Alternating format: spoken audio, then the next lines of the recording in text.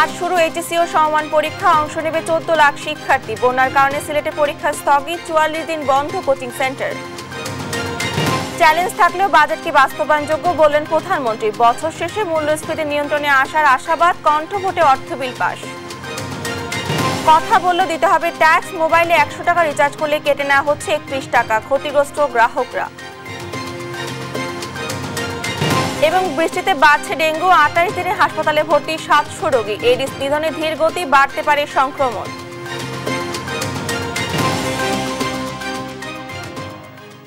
আমন্ত্রণ সংবাদ সকালে দেখছিলেন শিরোনাম, সঙ্গে আছি আমি ডানা ইসলাম।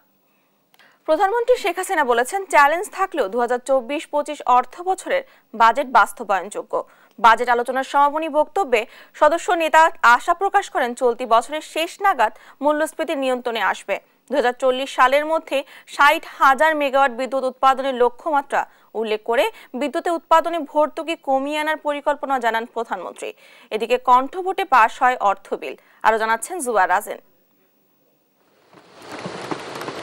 বাজেট আলোচনার শেষ দিনে অংশ নেন সংসদ নেতা ও প্রধানমন্ত্রী শেখ হাসিনা। এ সময় তিনি দেশের উন্নয়নে তার সরকারের নেয়া নানামুখী উদ্যোগের কথা তুলে ধরেন। আমাদের স্বাস্থ্য, শিক্ষা, যোগাযোগ ইত্যাদি সকল ক্ষেত্রে প্রয়োজনীয় অবকাঠামো নির্মাণ করে উন্নয়নকে আমরা দৃশ্যমান করেছি। বাজেট বাস্তবায়নে নানামুখী চ্যালেঞ্জের কথা স্বীকার করে নিয়ে প্রধানমন্ত্রী শেখ হাসিনা বলেন, চ্যালেঞ্জ মোকাবিলা করেই দেশকে এগিয়ে নিয়ে যাচ্ছে সরকার। কেউ কেউ বাজেটকে উচ্চ অভিলাষী বলেছে, কেউ বলছে ঘাটতি বাজেট। আবার কিছুক্ষণ আগে বিরোধী দলের নেতাও বললেন, এই বাজেট বাস্তবায়ন সম্ভব না, বা আমাদের প্রবৃদ্ধির হার কমাতে হবে, বার্ষিক উন্নয়ন কর্মসূচি কমাতে হবে, ইত্যাদি ইত্যাদি। এবং এই চ্যালেঞ্জ নেবার মতো সক্ষমতা আছে কিনা। মাননীয় স্পিকার, চ্যালেঞ্জ নেওয়াটাই তো আমাদের কাজ। আমরা তো চ্যালেঞ্জ নিয়েই চলতে চাই এবং চ্যালেঞ্জ নিয়েই এগিয়ে যাচ্ছি। সাম্প্রতিক বিশ্ব পরিস্থিতি, যুদ্ধ, নিষেধাজ্ঞা, পাল্টা নিষেধাজ্ঞার কথা তুলে ধরে সংসদ নেতা বলেন, বিশ্বব্যাপী মূল্যস্ফীতি থাকা সত্ত্বেও দেশের মানুষের কষ্ট লাঘবে নানামুখী উদ্যোগ নিয়েছে সরকার। চলতি বছরের শেষ নাগাদ মূল্যস্ফীতি নিয়ন্ত্রণে আসবে বলেও আশাবাদ ব্যক্ত করেন প্রধানমন্ত্রী। আমরা এই বিশ্বব্যাপী অর্থনৈতিক মন্দা থেকে উত্তরণ ঘটানোর জন্য বিগত 2 বছর ধরে আমরা সংকোচনমূলক মুদ্রানীতি ও সহায়ক রাজস্ব নীতি অনুসরণ করে নানাবিধ পদক্ষেপ হাতে নিয়েছি। নীতি সুদের হার 8.5% উন্নীত করা হয়েছে এবং নীতি সুদ হারের করিডোরে ঊর্ধ্বসীমা 10% নির্ধারণ করা হয়েছে। আমরা আশা করি যে আমাদের গৃহীত পদক্ষেপের ফলে 2024-25 অর্থবছর শেষ নাগাদ আমাদের মূল্যস্ফীতি আমরা আরো নিয়ন্ত্রণ করতে পারবো, হ্রাস করতে পারবো। 2041 সালের মধ্যে স্মার্ট বাংলাদেশ গড়ার লক্ষ্য নিয়ে শিক্ষাক্ষেত্রে নানা উদ্যোগের কথা তুলে ধরেন প্রধানমন্ত্রী। আমরা ইতিমধ্যে প্রাথমিক, ইবতেদায়ী, মাধ্যমিক, দাখিল ভোকেশনাল ও এসএসসি ভোকেশনাল স্তরে 2010 সাল থেকে 2024 সাল পর্যন্ত 465 কোটি কপি পাঠ্যপুস্তক বিতরণ করা হয়েছে। এটা আর কোন সরকার কোনদিন করতে পারেনি। প্রায় 1495টি সরকারি প্রাথমিক বিদ্যালয় স্থাপন করা হয়েছে। যেখানে যেখানে বিদ্যালয় ছিল না, আমরা করেছি।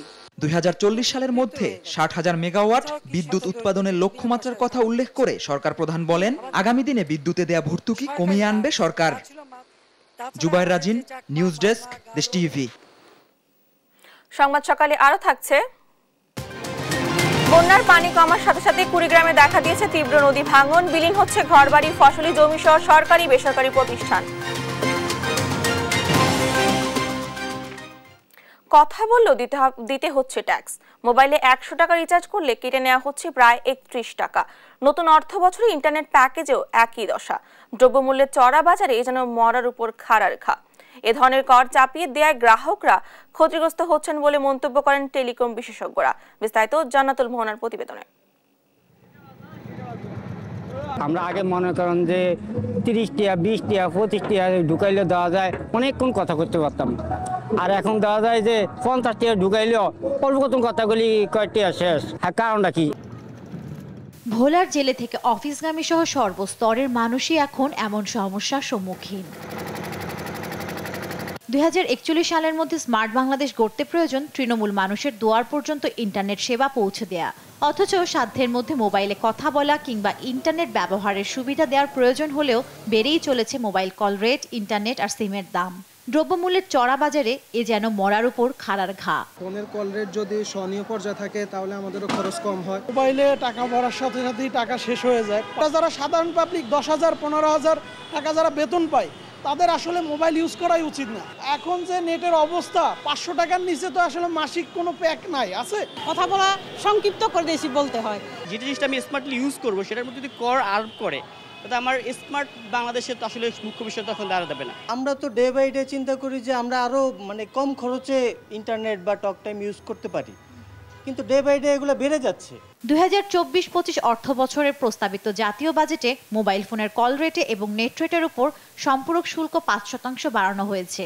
আগে 15% ভ্যাট এবং 15% সম্পূরক শুল্ক দিতে হতো গ্রাহকদের। এর সঙ্গে ভোক্তাদের 1% সারচার্জও দিতে হচ্ছে। প্রস্তাবিত বাজেট ঘোষণার পরপরই নতুন এ শুল্ক হার কার্যকর করে মোবাইল ফোন অপারেটরগুলো। আগে 100 টাকা রিচার্জে কাটতো 27 টাকা, কিন্তু নতুন অর্থ বছরে 100 টাকা রিচার্জে কাটা হচ্ছে 30.65 টাকা। আর 100 টাকার ইন্টারনেট প্যাকেজের পূর্ব শুল্ক ছিল 27 টাকা, এখন সে প্যাকেজের শুল্ক 30.65 টাকা। আগে গ্রাহক 100 টাকায় 73 টাকার ইন্টারনেট ব্যবহার করত, এখন 69 টাকা 35 পয়সার ইন্টারনেট ব্যবহার করেন। এই খাতে কর চাপিয়ে গ্রাহকদের ক্ষতিগ্রস্ত করা হচ্ছে বলে দাবি করেন টেলিকম বিশেষজ্ঞরা। অপারেটরদের উপর এরকম ট্যাক্সের বার্ডেন যদি যায় সেটা তো ইনডাইরেক্ট ট্যাক্স অলওয়েজ গ্রাহকের কাছে চলে যায়, তাহলে এটা তো আলটিমেটলি জনগণের সেবা হচ্ছে না, তাই না? জনগণকে আরও বেশি চাপের মুখে রাখা হচ্ছে এবং তাদের আর্থিক ক্ষমতার বাইরে এই সেবাটা চলে যাচ্ছে। বর্তমানে মোবাইল ফোনে ইন্টারনেট ব্যবহার করেন প্রায় 13 কোটি মানুষ, যা মোট জনগোষ্ঠীর 2/3। তবে আর্থিক অসচ্ছলতার কারণে ইন্টারনেট ব্যবহার তো দূরের কথা, স্মার্টফোন ব্যবহারে অক্ষম সে সংখ্যাও কম নন। জান্নাতুল মোহনা, দেশ টিভি, ঢাকা। নিয়মিত বিরতিতে বৃষ্টি হয়, বাড়ছে ডেঙ্গু। স্বাস্থ্য অধিদপ্তরের হিসেবে চলতি মাসে 28 দিনে আক্রান্ত হয়ে হাসপাতালে ভর্তি হয়েছে প্রায় 700 জন। তবে গেল বছরের একই সময়ের তুলনায় এ সংখ্যা 8 গুণ কম।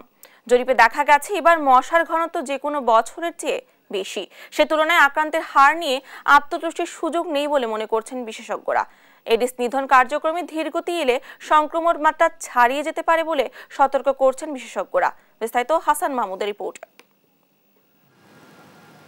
বাড়তে শুরু করেছে মুগদা হাসপাতালের ডেঙ্গু ওয়ার্ডের পরিধি। নিয়মিত বৃষ্টিতে ধীরে ধীরে বাড়ছে আক্রান্তের হার। শনিবার হাসপাতালটিতে ভর্তি হয় 14 রোগী, তবে গেল বছরের তুলনায় এ সংখ্যা অনেকটাই কম। স্বাস্থ্য অধিদপ্তরের তথ্য অনুযায়ী গেল বছর জুন মাসে ডেঙ্গু নিয়ে হাসপাতালে ভর্তি হয় প্রায় 6000 রোগী। চলতি বছর সেই সংখ্যা 700-র ঘরে। মে জুনে আক্রান্তের চিত্র অনেকটা একই রকম। আক্রান্তদের মধ্যে হাসপাতালে ভর্তির সংখ্যা বাড়লেও উপসর্গ এখনো অনেকটাই মৃদু। 2-3 দিন যাবত প্রচন্ড জ্বর, মাথা ব্যথা, এগুলোই তো মূলত বমিও ছিল, প্রচন্ড বমি ভাব ছিল। বুঝতে পারি না যে ডেঙ্গু হয়েছে, এমনি ভাবছিলাম যে এমনি জ্বর বা ভাইরাস জ্বর, পরে রক্ত টেস্ট করে দেখি না ডেঙ্গু হয়েছে। আর যে কোনো পরিস্থিতি মোকাবেলায় যথেষ্ট প্রস্তুতি আছে বলে জানান হাসপাতাল পরিচালক। ডেঙ্গুর যে সবচেয়ে বড় পরীক্ষা সিবিসি, এখন 24 ঘন্টা হসপিটালে ব্যবস্থা করা গেছে। আগে তো সকাল 8টা থেকে রাত 8টা পর্যন্ত, এখন 24 ঘন্টা এই পরীক্ষাটা করা যাবে। তারপরে আফরেসিস মেশিন, এখন একটা না 2টা আফরেসিস মেশিন রেডি। যদি কখনো প্লেটলেট দরকার হয় এটা দিতে আমার সর্বোচ্চ 40 থেকে 50 মিনিট ডোনার অ্যাভেলেবল থাকলে 50 মিনিটে আমি একটি প্লেটলেটকে দ্রুত রেডি করে দিতে পারবো। চলতি বছর মশার ঘনত্ব যে কোনো সময়ের সবচেয়ে বেশি। তবে সচেতনতা, স্থানীয় সরকারের দৃশ্যমান তৎপরতা এবং দেরিতে বৃষ্টি শুরু হওয়ায় রোগী ভর্তি কিছুটা কম। তবে ঢাকার বাইরের পরিস্থিতি অবনতি হতে পারে বলে সতর্ক করছেন কীটতত্ত্ববিদরা। ঢাকার বাইরে এখন এডিস মশার ঘনত্ব অনেক বেশি।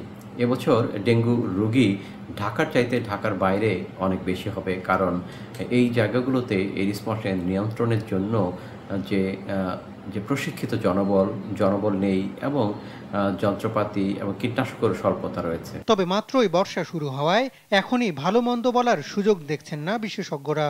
মশক নিধনে শিথিলতা পরিস্থিতি খারাপ করতে পারে বলে সতর্ক করছেন তারা।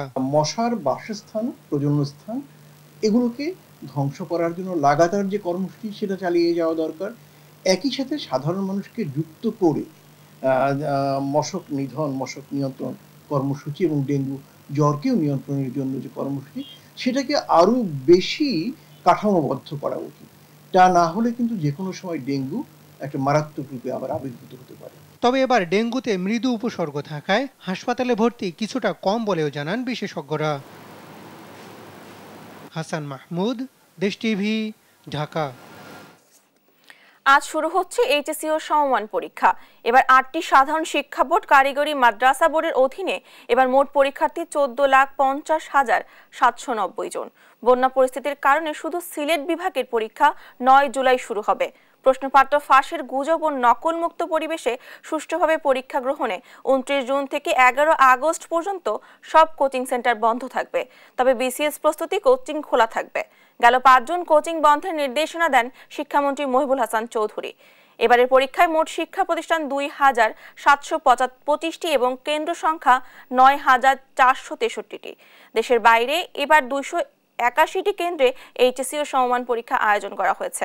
লিখিত পরীক্ষা শেষে হবে 11 আগস্ট।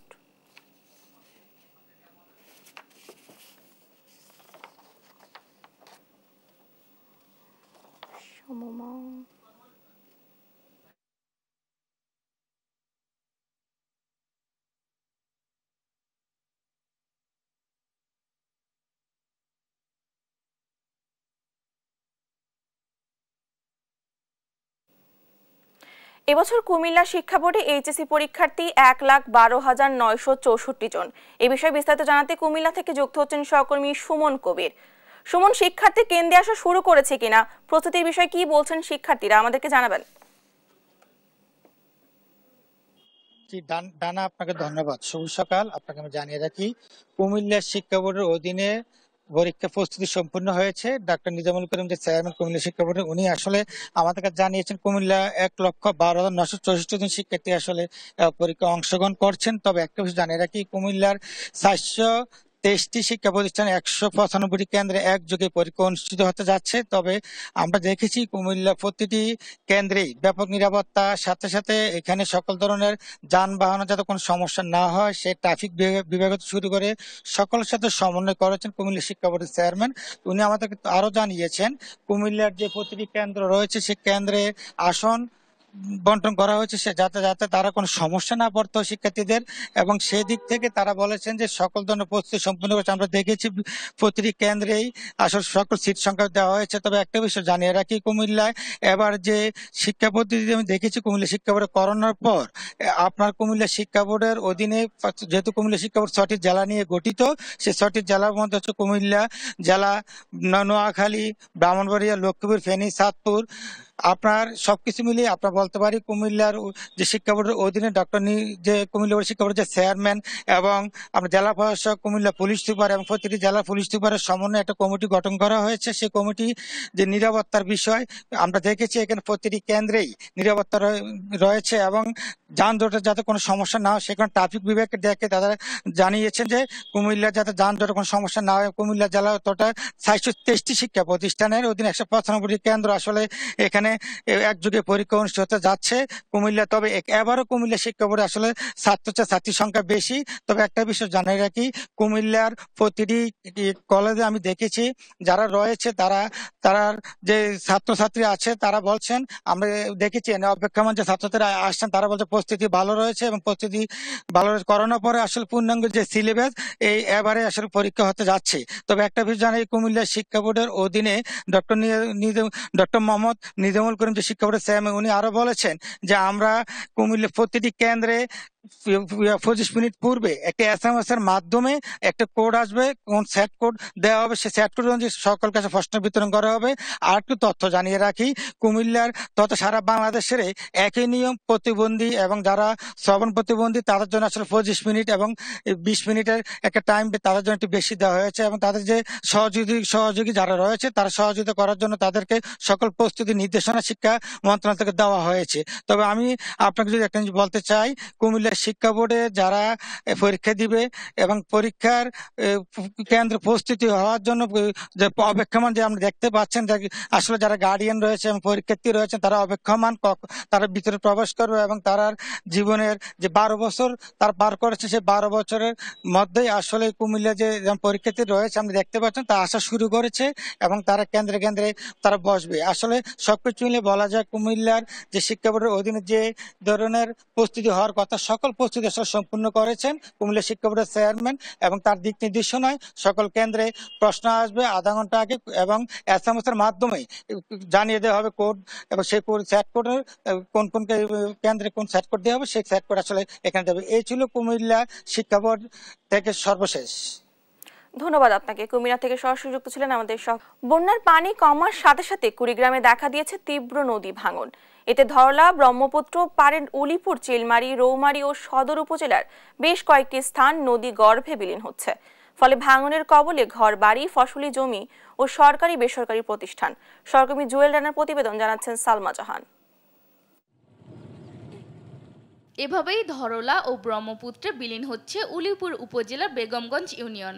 এক সপ্তাহের ব্যবধানে ধরলার ভাঙনে ওই ইউনিয়নের খুদিরকুটি, ব্রহ্মপুত্রের ভাঙনে মোল্লারহাট, সরকারপাড়া, ব্যাপারীপাড়া শতাধিক বাড়ি নদীগর্ভে বিলীন হয়েছে। উলিপুর উপজেলা দলদলিয়া ইউনিয়নের কোরপুরা এলাকাতেও দেখা দিয়েছে তিস্তার ভয়াবহ ভাঙন। ধরলার করাল গ্রাসে বিলীন হচ্ছে সদর উপজেলার হলখানা ইউনিয়নের আরজি পলাশবাড়ি, সুভারকুটি সহ মোগলাবাসা ইউনিয়নের সীতাইছড়ের ভূখণ্ড। বৃষ্টি ও উজানের ঢলের পাশাপাশি পানি কমাতেও ভাঙনের তীব্রতা বেড়ে যায়। এতে করে ভাঙন আতঙ্কে নির্ঘুম রাত কাটছে নদীপাড়ের বাসিন্দাদের। রাস্তার পূর্ব পাশে আরো বাড়ি ছিল, ওগুলো তো ভেঙে গেছে। এখন আমরা যে পরিস্থিতি আছি, এখন আমরা কোন সময় চলে যাবো আমরা বলতে পারি না। জিও ব্যাগ ফেলাইছে, ওগুলোতে কিছু টেকে নাই, সব গেছে ধরলার মাঝে চলি। অনেকেই ঘর বাড়ি ফাঁকা স্থানে সরিয়ে নিচ্ছে। ক্ষতিগ্রস্তদের অভিযোগ, এখন পর্যন্ত স্থানীয় জনপ্রতিনিধি কিংবা প্রশাসনের কোনো কর্তা ব্যক্তি এগিয়ে আসেনি তাদের সাহায্যে। আমরা রাস্তাঘাটে পড়ে আছি, সরকারি আঙ্গুর যদি সাহায্য যদি কিছু করে আমরা ইউনিয়ন বোর্ড থেকে জিও ব্যাগের মাধ্যমে যদি এখনো কোনো কাজ করা হয়, যদি বস্তা ফেলানো হয়, তাহলে এলাকাবাসী সহ স্থাপনাগুলো রক্ষা পাবে। ভাঙন রোধে জিও ব্যাগ ফেলা হয়েছে এবং স্থায়ী সমাধানে প্রকল্পের প্রস্তাবনা জমা দেওয়ার কথা জানায় পানি উন্নয়ন বোর্ড। আমাদের এইসব ভাঙন কবলিত স্থান সময় পার্মানেন্ট স্থায়ী ব্যবস্থা হিসেবে আমরা বিভিন্ন প্রকল্প দাখিল করেছি। আমাদের কুড়িগ্রাম জেলায় 4টি প্রকল্প অলরেডি চলছে। এছাড়াও ব্রহ্মপুত্রের বাম তীরে ভাঙন রোধে আমরা একটি প্রকল্প মন্ত্রণালয়ে দাখিল করেছি। সমস্যা নিরসনে দ্রুত পদক্ষেপ নেওয়ার দাবি ভাঙন কবলিত এলাকাবাসীর। নিউজ ডেস্ক, দেশ টিভি। সংবাদ সকালে আরো থাকছে। হাওড়ে বেড়েছে চায়না দুয়ারি জালের ব্যবহার, নষ্ট হচ্ছে পোনা ও ডিমলা মাছ, অভিযানে জেলা প্রশাসক।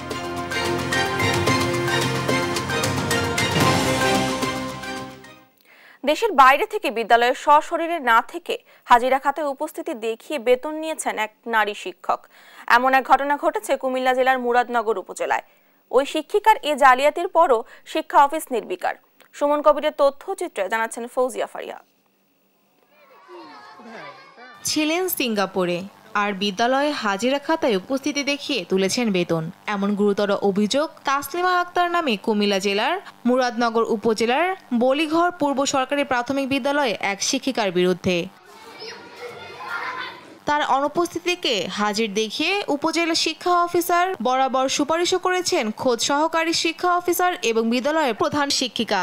বিষয়টি সন্দেহজনক মনে হওয়ায় এর সঠিক ব্যাখ্যা চেয়ে 3 কার্যদিবসের মধ্যে লিখিত জবাব দিতে ওই শিক্ষিকাকে নোটিশ দেন উপজেলা শিক্ষা অফিসার। এর মধ্যে সেই শিক্ষা অফিসার বদলি হয়েছেন, কিন্তু নোটিশের জবাব আর দেননি ওই শিক্ষিকা।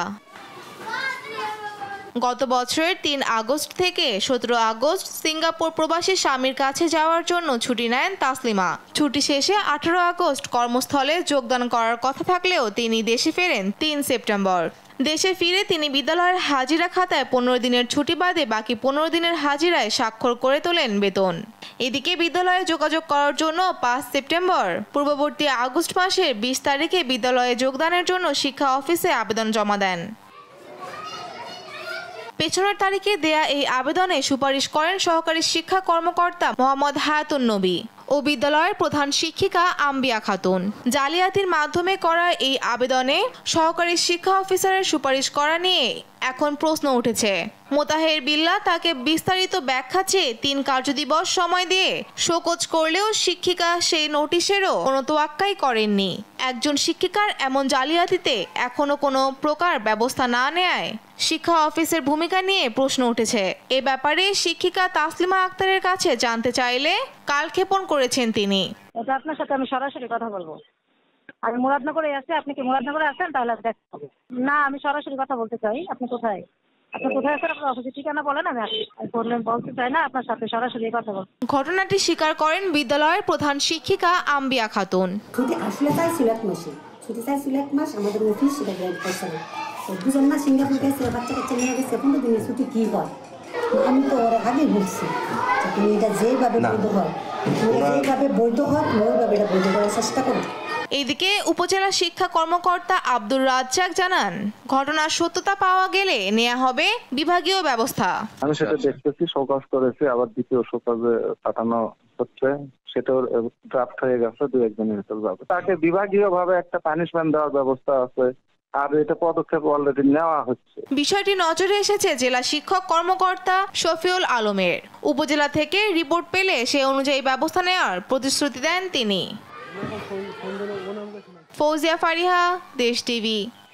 সরবরাহ থাকলেও বাজারে বেড়েছে ইলিশ সহ সব ধরনের মাছের দাম। চড়া দামে বিক্রি হচ্ছে মাংস। এ বিষয়ে বিস্তারিত জানাতে ভোলা থেকে সরাসরি যুক্ত হচ্ছেন সহকর্মী ছোটন সাহা। ছোটন, মাছ মাংসের বাজার দর কেমন দেখছেন? কি বলছেন ক্রেতা বিক্রেতারা? কি তথ্য রয়েছে?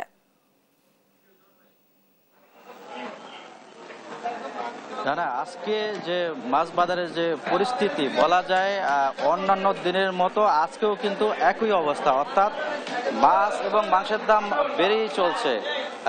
যে পরিমাণ ছিল গত কয়েকদিন ধরে আমরা দেখেছি, দেশীয় যে মাছ রয়েছে সেগুলো মাছের পর্যাপ্ত সরবরাহ রয়েছে, একই সাথে মাংসেরও সরবরাহ রয়েছে। এখানে খাসির মাংস কেজি প্রতি 1100 টাকা এবং গরুর মাংস 750 টাকা কেজি দরে বিক্রি হচ্ছে। এবং যদি মাংসের বাজারের চিত্র জানাতে চাই, মাছের বাজারের যে অবস্থা, অর্থাৎ ইলিশ সহ যে মাছ রয়েছে সকল মাছের দামে কিন্তু অনেকটা বৃদ্ধির দিকে। যেমনটি বলছিল যারা বিক্রেতা রয়েছেন, তারা বলছিল যে এই মুহূর্তে আসলে নদীগুলোতে মাছের অনেকটা সংকট, বিশেষ করে ইলিশ সংকট থাকার কারণে বাজারে কিন্তু সেই মাছের কিন্তু তেমন একটা সরবরাহ নেই, যে কারণে চাহিদার তুলনায় কম থাকার কারণে মাছের দাম অনেকটা বৃদ্ধি। ইলিশ মাছ কেজি প্রতি 2500 থেকে 3000 টাকা দরে বিক্রি হচ্ছে এবং যে চিংড়ি মাছ রয়েছে সেটি 1000 টাকা কেজি দরে এবং রুই, কাতাল সহ যে অন্যান্য মাছ রয়েছে দেশীয় প্রজাতির, সেই মাছগুলোও কিন্তু বিক্রি হচ্ছে 500 টাকার উপরে। অর্থাৎ বলা যায় যে 500 টাকার নিচে কোনো কেজি দরে মাছ বিক্রি হচ্ছে না।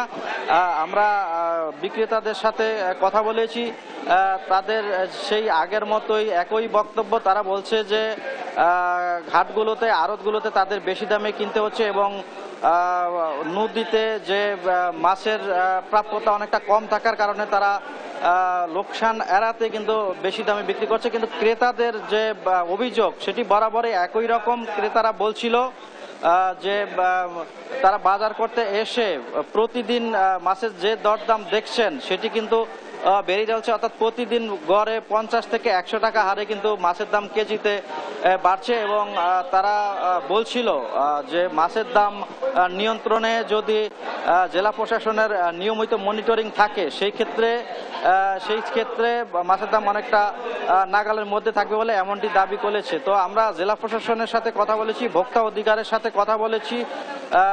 কর্মকর্তারা আমাদেরকে জানিয়েছে যে নিত্যপণ্য সহ মাছের যে দরদাম সেটি নিয়ন্ত্রণে তাদের যে মনিটরিং সেটি কিন্তু চলছে। ডানা, আরেকটি কথা যুক্ত করতে চাই যে আসলে এখন যে সাগরে যে 65 দিনের ইলিশ সহ সামুদ্রিক মাছের যে নিষেধাজ্ঞা চলছে তার প্রভাব কিন্তু রয়েছে এই ভোলার বাজারে। কারণ হচ্ছে আগামী 23 জুলাই থেকে মাছ ধরা শুরু হবে, তখন হয়তো কিছুটা হলো মাছের দাম নিয়ন্ত্রণে আসতে পারে বলে আশা প্রকাশ করতেছেন ক্রেতারা। তবে নদীর যে অবস্থা, নদীতে মাছের উৎপাদন কম থাকার কারণে মাছের দাম কিন্তু নাগালের মধ্যে থাকছে না, এমনটি কিন্তু ক্রেতা বিক্রেতা উভয়েই বলছে। এবং মৎস্য কর্মকর্তা বলছিল যে এই মুহূর্তে যে আসলে যে বৃষ্টিপাত কম থাকার কারণে ঝাঁকে ঝাঁকে ইলিশ কিন্তু জেলেতে জালে ধরা পড়ছে না, এ কারণে কিছুটা মাছ কম হচ্ছে। এবং তিনি আশা প্রকাশ করেছেন যে আগামী দিনগুলোতে যদি বৃষ্টিপাতের পরিমাণ বৃদ্ধি পায় সেক্ষেত্রে মাছের উৎপাদন বৃদ্ধি পাবে এবং বাজারগুলোতেও কিন্তু পর্যাপ্ত মাছের সরবরাহ থাকবে। তো ডানা, এ ছিল আমার কাছে ভোলাতে যে মাছ মাংসের দরদাম নিয়ে সর্বশেষ তথ্য। ডানা। ছোটন, ধন্যবাদ আপনাকে। ভোলা থেকে বাজার দরের খবর জানাচ্ছিলেন আমাদের সহকর্মী। হাওরে বেড়েছে চায়না দুয়ারি জালের ব্যবহার, এতে আশঙ্কাজনক হারে নষ্ট হচ্ছে পোনা ও ডিমওয়ালা মাছ। মাছ ব্যবসায়ীরা বলছেন এই জাল ব্যবহারে হাওরে দেখা দিবে মাছের সংকট। জেলা প্রশাসক বলেছেন এ বিষয়ে অভিযান চলমান রয়েছে এবং ধ্বংস করা হচ্ছে জাল। কিশোরগঞ্জ থেকে টিটু দাসের তথ্যচিত্রের ডেস্ক রিপোর্ট। কাক ডাকা ভোরেও জমজমাট এ বাজার, পাওয়া যায় ছোট বড় নানা জাতের মাছ। কিশোরগঞ্জের করিমগঞ্জ উপজেলার বালিখলা বাজারে আসা অধিকাংশ মাছই ধরা হয় চায়না দুয়ারি জাল দিয়ে। এই জালের ব্যবহার নিষিদ্ধ হলেও বেপরোয়া জেলেরা। বর্ষা শুরু হতেই এ বাজারে বেড়েছে পোনা মাছের সংখ্যা। নিষিদ্ধ জালে আটকে পড়া মাছের মধ্যে বোয়াল মাছের পোনার সংখ্যাই বেশি। কিশোরগঞ্জের হাওরে এই জালের ব্যবহারের কারণে পোনা মাছ ও ডিমওয়ালা মাছ একেবারেই ধ্বংসের মুখে বলছেন স্থানীয়রা। আমাদের হাওরের যত পোনা মাছ আছে সব বিলুপ্তি ঘটে আসতেছে। এই মাছের পোনা কিন্তু বড় হইলে অনেক টাকা, যেন 1 লাখ টাকার মাছ নষ্ট হবো, এবার 1 কোটি টাকা, বড় হইলে 1 কোটি টাকা বিক্রি আইব। পোনা মাছের খুবই ক্ষতি হইতাছে, এতে করে মনে করুন হাওরের মাছ কমে যাইতেছে। প্রশাসনের দৃষ্টি আকর্ষণ করছি এই চায়না জালের ব্যবস্থা নেওয়ার জন্য। এ নিয়ে অভিযান চলমান রয়েছে বলে দাবি করেন জেলা প্রশাসক। আমাদের উপজেলা নির্বাহী অফিসারগণ কিন্তু মোবাইল ফটো পরিচালনা করেছেন। আমরা প্রচুর পরিমাণ জাল জব্দ করেছি, সেগুলো ধ্বংস করা হয়েছে। আর এটার যে সোর্স, এখানে বাজার থেকে যে জায়গা থেকে তারা জাল কিনেন, সেখানে আমরা গতবার অভিযান করেছিলাম, এবার আমাদের অভিযান অব্যাহত আছে। মাছের ডিম পাড়ার সময় হাওরে 15 থেকে 20 দিন মাছ ধরা বন্ধ করা গেলে মাছের উৎপাদন বাড়বে আশা ব্যবসায়ীদের। নিউজ ডেস্ক, দেশ টিভি। বগুড়া শহরের কাঁঠালতলায় আধা কিলোমিটার সড়ক দখল করে বসছে বাজার। বারবার এসব অবৈধ দোকান উচ্ছেদ করলেও কয়েক ঘন্টার মধ্যে আবারও বসে বাজার। দ্রুতই সড়কটি দখলমুক্ত করার কথা বলছে পৌর কর্তৃপক্ষ। এদিকে পুনর্বাসন না করা পর্যন্ত সড়ক ছাড়তে নারাজ ভাসমান ব্যবসায়ীরা। সহকর্মী সঞ্জু রায়ের প্রতিবেদন। উত্তরের প্রাণকেন্দ্র বগুড়া পরিণত হয়েছে যানজটের নগরীতে। শহরের অন্যতম ব্যস্ততম এলাকা কাঁঠালতলার আধা কিলোমিটার সড়ক দখল করে বসানো হয়েছে অস্থায়ী ব্যবসা প্রতিষ্ঠান। সকাল থেকে গভীর রাত পর্যন্ত বেচাকেনাও চলছে হরদম।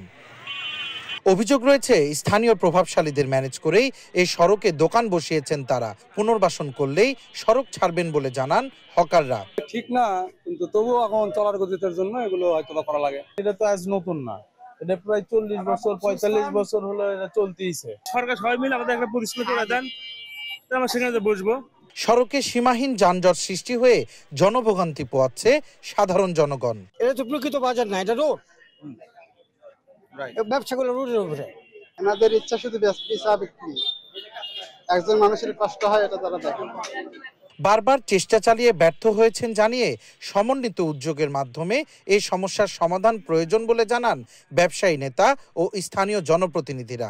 এদেরকে যদি জেলা প্রশাসন থেকে কোনো সহযোগিতা করে কোনো পুনর্বাসন সৃষ্টি করা হয়, তাহলে কিন্তু আমরা অনেকটা হলো মানে রেহাই পাই। পৌর প্রশাসন বলেন, পুলিশ প্রশাসন বলেন, জেলা প্রশাসন বলেন, সার্বিকভাবে এবং জনপ্রতিনিধি সহ সবাই সহযোগিতা একটা উদ্যোগ নেওয়া যায়, তাহলে সম্ভব। পুনর্বাসনের দায়িত্ব তাদের নয় জানিয়ে শিগগিরই সড়ক সংস্কার করে দখলমুক্ত করার কথা জানায় পৌর কর্তৃপক্ষ। যানজট নিরসনকল্পে যে ভ্রাম্যমাণ আন্দোলন, এটি চলমান প্রক্রিয়া। রাজাবাজার রোডটা আমরা চালু করবো, আবার ওয়ানওয়ে রোড করে দেবো। তারা যদি সবটা চালু থাকে তাহলে এই দোকানগুলো হয়তো ওইভাবে বসতে পারবে না। দীর্ঘদিন যান চলাচলের অনুপযোগী পৌর এলাকার এই সড়ক দখলমুক্ত করতে পৌরসভাকে আরো দায়িত্বশীল ভূমিকা পালনের আহ্বান জানায় পুলিশ। শহরের যানজটের ক্ষেত্রে শহরের বিভিন্ন জায়গাগুলোতে এখানে পৌরসভার খুবই গুরুত্বপূর্ণ একটা ভূমিকা আছে। সেক্ষেত্রে আপনারা পৌরসভার ভূমিকাকে আমরা আরো বেশি, তাদের গতিশীল ভূমিকাকে আশা করি। ভাসমান ব্যবসায়ীদের পুনর্বাসন করার মাধ্যমে দ্রুত দখলমুক্ত করা হবে কাঁঠালতলা সড়ক, এমনটাই প্রত্যাশা সবার। সঞ্জু রায়, দেশ টিভি, বগুড়া। এবারে আন্তর্জাতিক প্রসঙ্গ। গাজা ইসরায়েলি বিমান হামলায় শনিবার উপত্যকার বিভিন্ন অংশে অন্তত 40 ফিলিস্তিনি নিহত হয়েছেন, আহত 2 শতাধিক। গাজা শহরের একটি পানি বিতরণ কেন্দ্রে ইসরায়েলি বাহিনীর হামলায় এক শিশুসহ আল গাজী পরিবারের 4 সদস্য নিহত হন। ফিলিস্তিন রেড ক্রিসেন্ট সোসাইটি জানায় গোলাগুলির কারণে খান ইউনিসে অস্থায়ী সদর দফতরগুলো খালি করা হচ্ছে।